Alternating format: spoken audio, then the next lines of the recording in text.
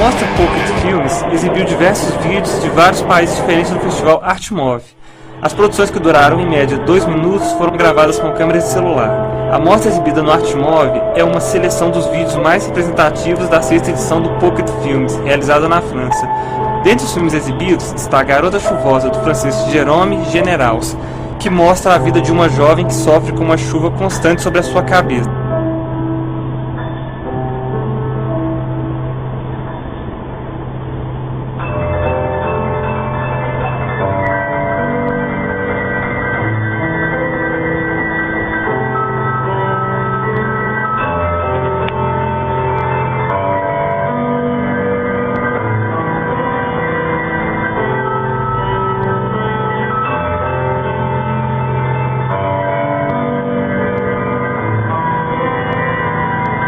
Outra produção apresentada foi Dominó, de Sanali Claes e Dar Wampens, que exibe uma sequência de dominós sendo derrubados.